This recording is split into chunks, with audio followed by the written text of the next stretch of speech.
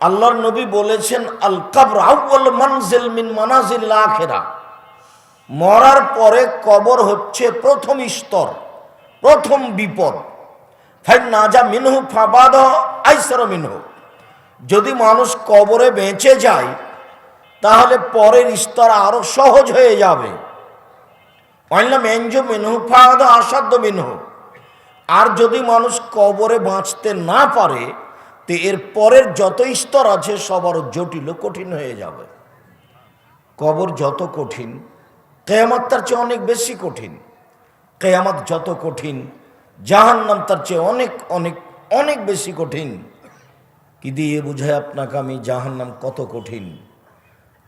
কবর প্রথম স্তর, এই জন্য আমি কাঁদি যে এইখানে যদি ঠেকে যাই তাহলে বাকিগুলি আরো কঠিন হবে, আর এখানে যদি পার হয়ে যায় তাহলে বাকিগুলি সহজ হবে। তিনি আরো বলেন যে রাসূল সাল্লাল্লাহু আলাইহি ওয়াসাল্লাম বলেছেন, মারাআইতু মানজারান কাত্তাল কাবর আফযা মিনহু, আমার জীবনে আমি দেখিনি কোনো দৃশ্য যেটা কবরের চেয়ে আশ্চর্য হতে পারে।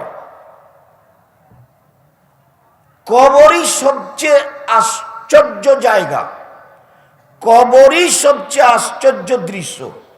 আমার জীবনে আমি দেখিনি কোনো দৃশ্য যেটা কবরের চেয়ে আশ্চর্য হতে পারে। কবরই সবচেয়ে আশ্চর্য। রাসূল সাল্লাল্লাহু আলাইহি ওয়াসাল্লাম বলেন, কবরে যে ফেরেশতা শাস্তি দেন সে ফেরেশতা চোখে দেখে না, চোখে অন্ধ। কবরে যে ফেরেশতা শাস্তি দেন সে ফেরেশতা কানে শোনে না, কানে বধির। কত জোরে মারছেন, লোকটা কত জোরে চিল্লাচ্ছে, এইটা উনি বুঝতে পারেন না। আর কিভাবে ছটফট করছে লোকটা মায়ের কারণে, এইটা উনি দেখতে পান না। আল্লাহ তাকে নির্ধারণ করেছেন অন্ধ করে, আল্লাহ তাকে নির্ধারণ করেছেন বধির করে। এ কথা মুহাম্মদ সাল্লাল্লাহু আলাইহি সাল্লাম বলেন। কবর যত কঠিন, কিয়ামত তার চেয়ে অনেক বেশি কঠিন। কিয়ামত যত কঠিন, জাহান্নাম তার চেয়ে অনেক অনেক অনেক বেশি কঠিন। রাসূল সাল্লাল্লাহু আলাইহি ওয়াসাল্লাম বলেন, জিজ্ঞাসার উত্তর দিতে না পারলে ফেরেশতা মারবেন। তখন লোকটা চিৎকার করবে, ইয়াসিহু সাইহাতান, এত জোরে বাপরে মারে করে চিৎকার করবে, ইয়াসমা মা বাইনাল মাশরিক ওয়াল মাগরিব ইল্লা সাকালাইন, সারা পৃথিবীর জীবজন্তু কীটপতঙ্গ পদার্থ জড় পদার্থ সব কিছু শুনতে পাবে, বাপরে মারে করে চিল্লাচ্ছে। এখান থেকে 50,000 কোটি কিলোমিটার দূরে যে বস্তু আছে সে বস্তু শুনতে পাচ্ছে এই কবরের শাস্তি, কিন্তু মানুষ এবং জিন শুনতে পায় না। এই শোনার শক্তি আল্লাহ তাদের দেননি। তার নাম কবর। কবর যত কঠিন, কিয়ামত তার চেয়ে অনেক বেশি কঠিন। কিয়ামত যত কঠিন, জাহান্নাম তার চেয়ে অনেক অনেক অনেক বেশি কঠিন। সম্মানিত দ্বীনি ভাই বোন, কবর বলতে আমাদের কবরস্থানের 2-2.5 হাত 5 হাত জায়গা নয়। কবর বলতে যদি এটাই হয় তাহলে যাকে বাঘে ধরে খেলো তার কবর কোথায়? কবর বলতে বাড়ির পিছন দিকে গর্ত খুঁড়ে যে মাটিতে পুঁতে দেওয়া হলো, এটাই যদি কবর হয় তাহলে যে জ্বলে ছাই হয়ে গেল তার কবর কোথায়? কবর বলতে মরার পর থেকে নিয়ে বিচারের দিন পর্যন্ত এক দীর্ঘ সময়ের নাম হলো কবর। এই সময়ের মাঝে আত্মার জগতে বুঝতে পারবে আমি জাহান্নামের কষ্ট ভোগ করছি। এই সময়ের মধ্যে আত্মার জগতেও বুঝতে পারবে যে আমি জান্নাতের সুবিধা ভোগ করছি। তার নাম কবর। কবরে মানুষটাকে উঠিয়ে বসানো হয় না, মানুষটা বুঝে যে আমাকে উঠে বসানো হলো। ওই দেহ অকেজ, ওই দেহ আর কোনো কাজ করে না। উম্মে সালমা রাদিয়াল্লাহু তাআলা আনহা বলেন, দাখালা রাসূলুল্লাহ সাল্লাল্লাহু আলাইহি সাল্লাম আলা আবি সালমা ওয়া সাক্কা বশরুহু। আল্লাহর নবী যখন আমাদের বাসায় ঢুকলেন তখন আবু সালমার চোখগুলি খোলা ছিল, চোখগুলি মেলে আছে। ফাগ মাজাহু, তিনি তার হাত দিয়ে চোখগুলি বন্ধ করে দিলেন, দিয়ে বললেন, শোনো, ইন্না রুহা ইযা কুবিদা তাবিআহুল বাসার। যখন মানুষের আত্মা বের করা হয়, বের করে যখন ফেরেশতারা নিয়ে যায়, তখন চক্ষু দেখতে থাকে যে কিভাবে নিয়ে যাচ্ছে। যেমনই বের করে নিয়ে যাচ্ছে তেমনি নিয়ে গেছে, তেমনি দেহটা অকেজ হয়ে গেছে। এই দেহ আর কোনো কাজ করতে পারে না। অতএব যে চক্ষু খোলা হয়েছে, এই চক্ষু এই দেহ আর বন্ধ করতে পারবে না। কাজেই তোমরা পাশে যারা থাকো, তোমরা হাতে হাতে চক্ষুটা বন্ধ করে দিও। শরীর যতক্ষণ গরম থাকবে ততক্ষণ বন্ধ করা সহজ, শরীর ঠান্ডা হয়ে গেলে আর দুদিক থেকে টেনে এনে বন্ধ করা যাবে না। এ কথা মুহাম্মদ সাল্লাল্লাহু আলাইহি সাল্লাম বলেন। হাদিস বুখারী মুসলিম।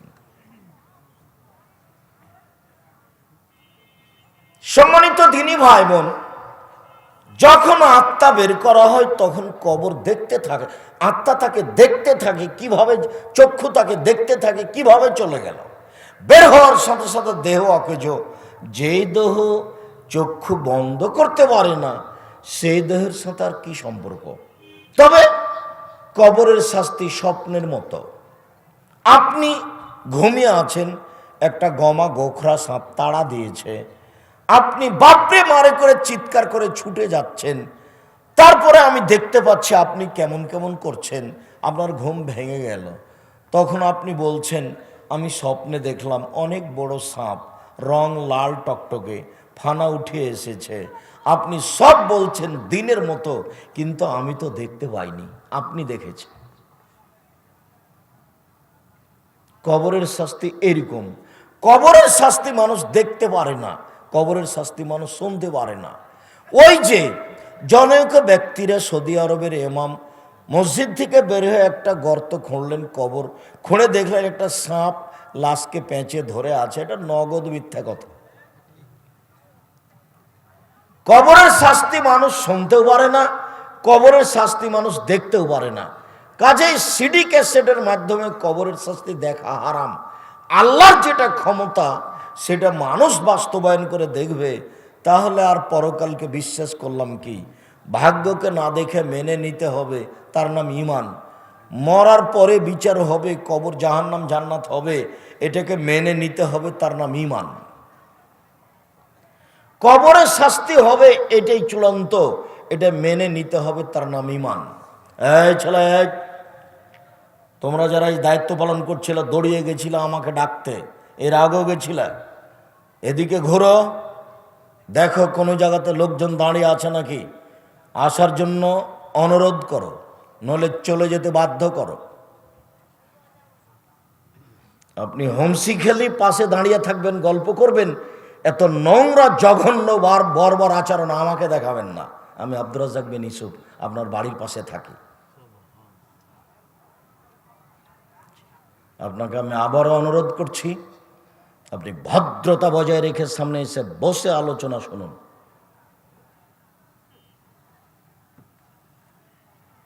আর আমি আপনার বাড়ির মানুষ, এই কথা আপনার মসজিদের আমি ইমাম, আপনি এটা ভাববেন না।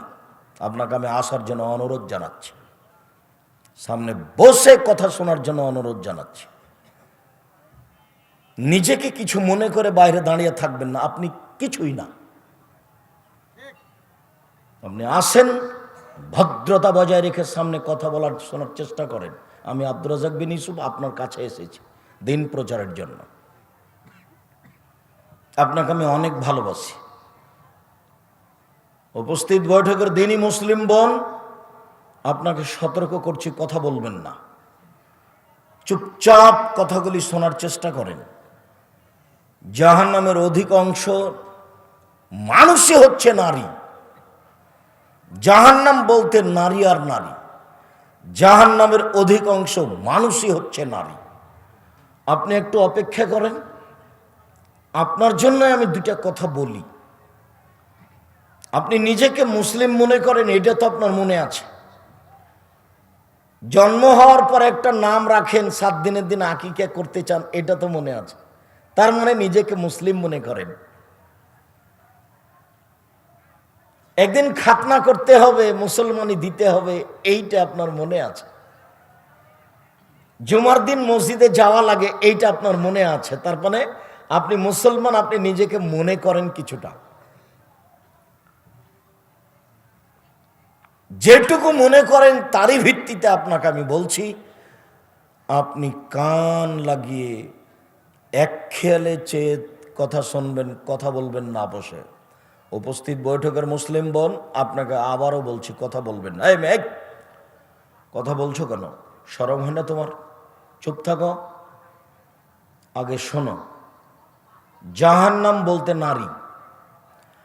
আবু সাইদ খুদরি রাদিয়াল্লাহু তাআলা আনহু বলেন, রাসূল সাল্লাল্লাহু আলাইহি ওয়াসাল্লাম একদা ঈদের মাঠে গেলেন। খারাজা রাসূলুল্লাহ সাল্লাল্লাহু আলাইহি ওয়াসাল্লাম ফিদরা ওয়াদা ইলাল মুসাল্লা। কুরবানির ঈদে অথবা ঈদুল ফিতরে তিনি ঈদের মাঠে গেলেন। ফামাররা আলান নিসায়ে, তারপর তিনি মহিলাদের নিকটে গেলেন বক্তব্য দেওয়ার জন্য। মহিলাদের নিকটে গিয়ে বলছেন, ইয়া মাসারা নিসায়ে তাসাদ্দাকনা ফাইন উরিতুকুন্না আকতার আহলিন নার। উপস্থিত মহিলারা শোনো, তোমরা দান করো, দান করে জাহান্নাম থেকে বাঁচো। আমি দেখি জাহান্নামের অধিকাংশ মানুষই হচ্ছে নারী। জাহান্নাম বলতে নারী আর নারী। জাহান্নামের অধিকাংশ মানুষই হচ্ছে নারী।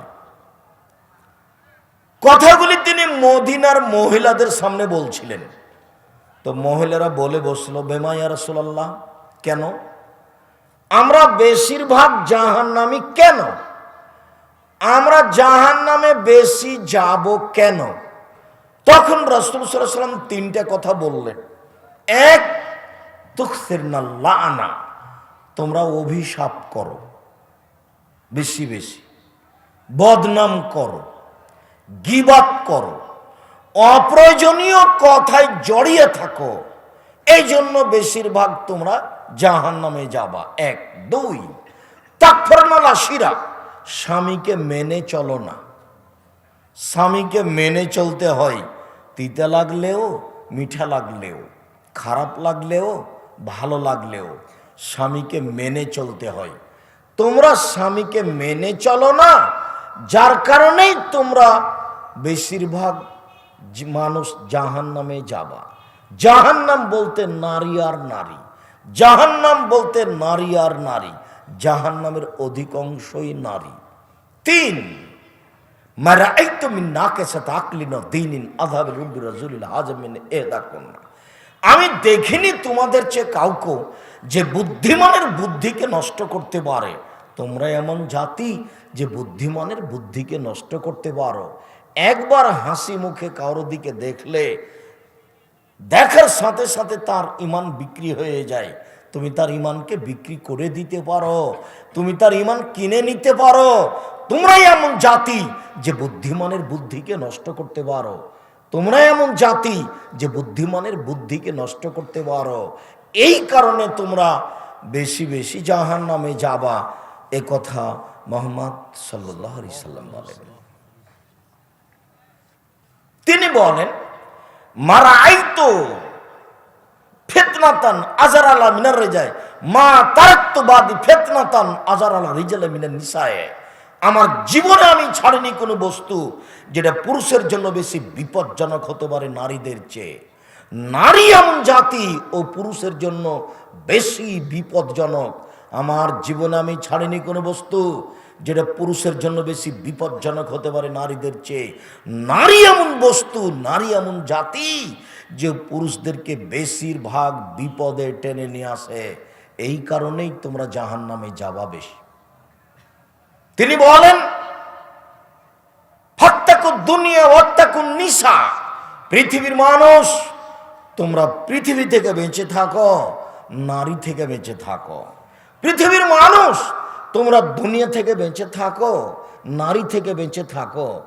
নারী হলো বিপজ্জনক বস্তু, সাবধান থেকো। রাসূল সাল্লাল্লাহু আলাইহি সাল্লাম বলেন, ইয়াকুমুল মুগিবাত, যেই মহিলার স্বামী নাই সেই বাড়িতে যায় না। যেই মহিলার স্বামী নাই সেই বাড়িতে যায় না। যেই মহিলার স্বামী নাই সেই বাড়িতে যায় না। তিনি বলেন, আল্লাহ এখন রাজুলুন বিইমরাতিন ইল্লা কানা সালিসুহুমা শায়তান, কোন নারীর সাথে তুমি নির্জনে একত্রিত হও না। পৃথিবীর পুরুষ মানুষ শুনে রেখো, তোমরা কোন নারীর সাথে নির্জনে একত্রিত হও না। নির্জনে একত্রিত হলে তৃতীয় জন হবে শয়তান।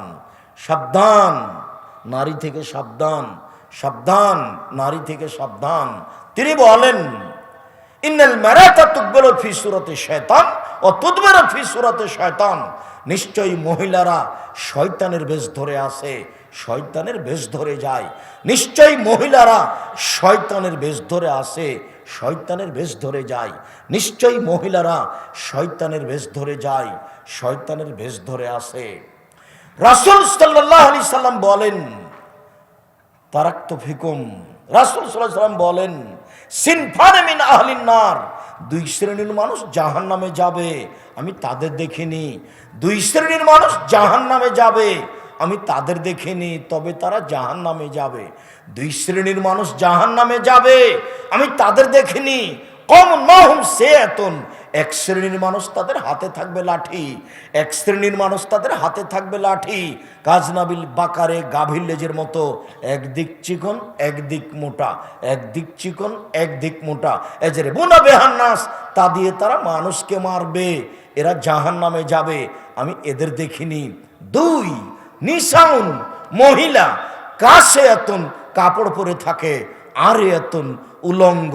মমিলাতুন, পুরুষকে নিজের দিকে আকৃষ্ট করে, মায়লাতুন, নিজেরা পুরুষের দিকে আকৃষ্ট হয়। লায়াত খোলাল জান্না, এরা জান্নাতে যাবে না। জান্নাতে তো যাবে না, যাবেই না। জান্নাতে তো যাবে না, যাবেই না। ওলা ইয়াজিদনা রিহাহা, ওরা জান্নাতের গন্ধও পাবে না।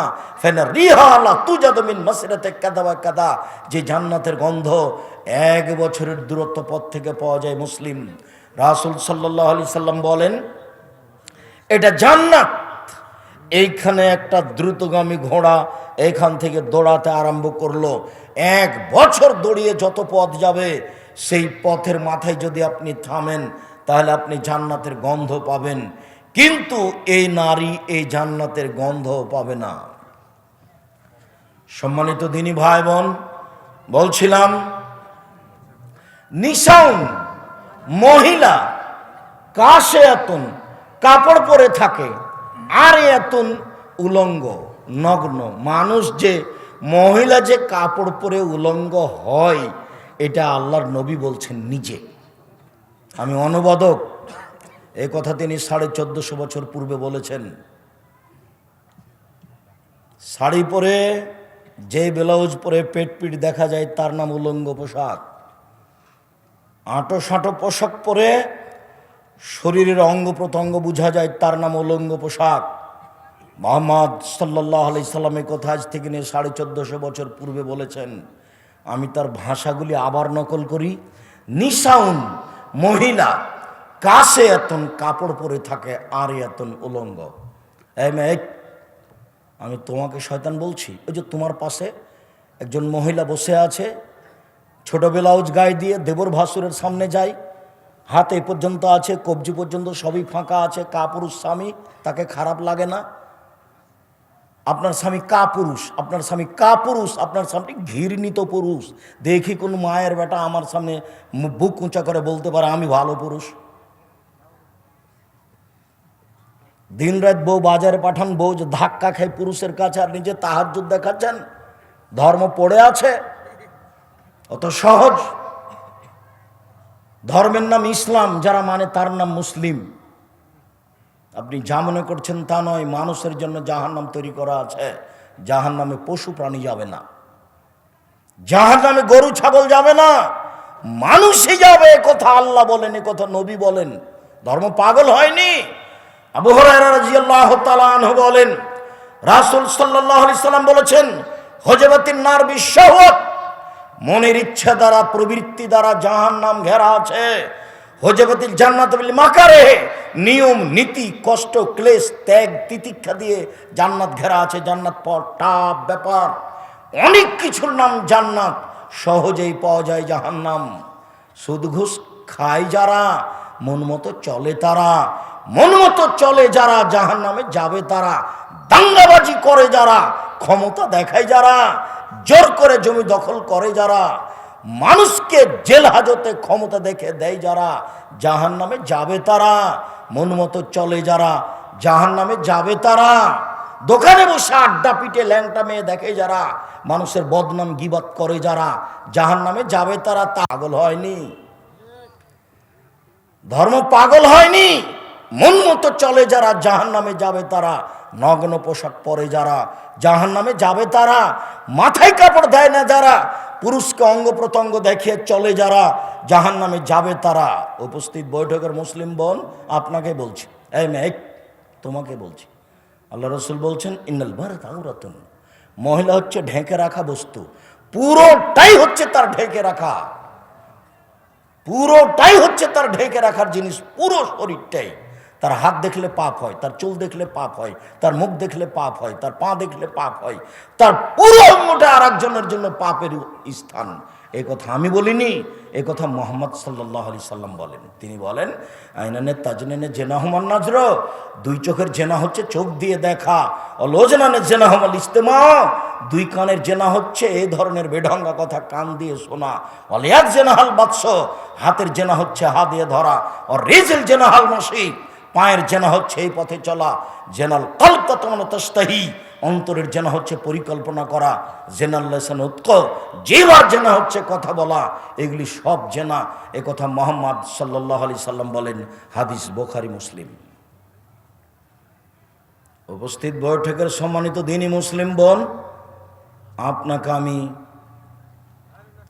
শয়তান বলে ঘোষণা দিনি, এ কথা আমি বলিনি, এ কথা মুহাম্মদ সাল্লাল্লাহু আলাইহি সাল্লাম বলছেন। আমি বলবো কেন? আল্লাহ রাসূল বলছেন তিন শ্রেণীর মানুষ জাহান্নামে যাবে। তার মধ্যে তুমি আছো, তোমার বাপ আছে।